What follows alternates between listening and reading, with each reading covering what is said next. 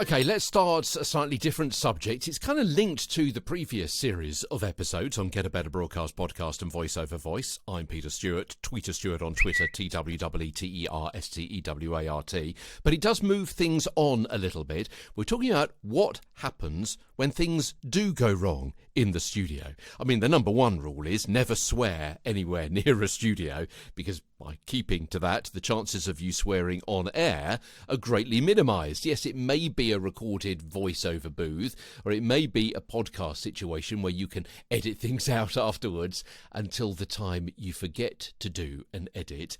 It's not just main studios that have microphones and the ability to go live. Many production booths where producers answer phones, or they have a talkback system between the gallery and the main studio. They can also have microphones. They can also go live, even if internally within a suite of studios. Sometimes they can go to air, so don't let down your guard at all. And anyway, no one's going to be too bothered if you don't swear, but some people may be bothered if you do. And why draw attention to you tripping or slipping over your words? Which brings me on to live read fluffs. Sometimes you simply get something wrong. It might be your fault because you misread the copy, or someone else's because their mistake wasn't seen in time. If you know, as you say it, that something is wrong, an immediate correction is best. Oh, that should be 42,000 in a live news situation. Or, I'm sorry, that should be Watford Football Club. If you just slightly trip up over a word, usually it's best just to carry on as though nothing much has happened. Only in the most serious of stories where a mispronunciation would render the story incomprehensible should you apologise. On most occasions, dismiss the fault immediately and move on with the same tone of voice as before. If you sound worried or thrown off your stride, the listener is likely to take it more seriously as well. Don't forget, many trip-ups come from speaking too fast. So if you're not live, the first step might be just to take a breath, reset, slow down, breathe, smile, and concentrate. That's for live read fluffs, but what about recorded fluffs?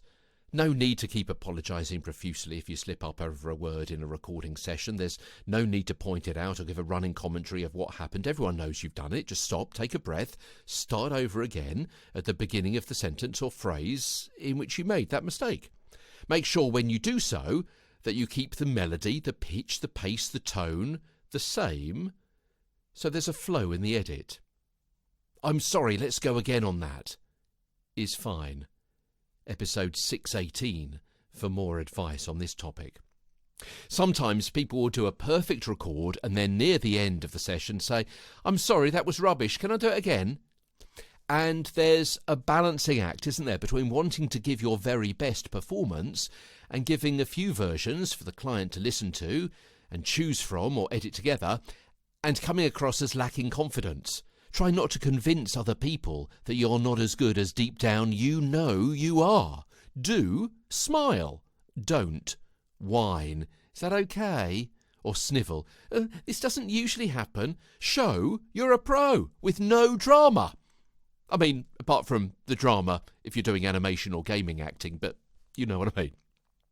We all have good days and bad days, but the trick is not to let the studio staff know which is which.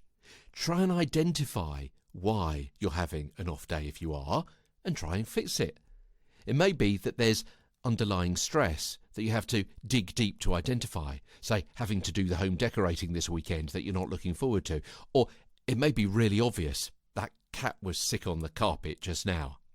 But whatever it is, make sure that you're cool, you're confident, and you come over as competent. Because after this series of podcasts, you know that you are. From London, I'm Peter Stewart.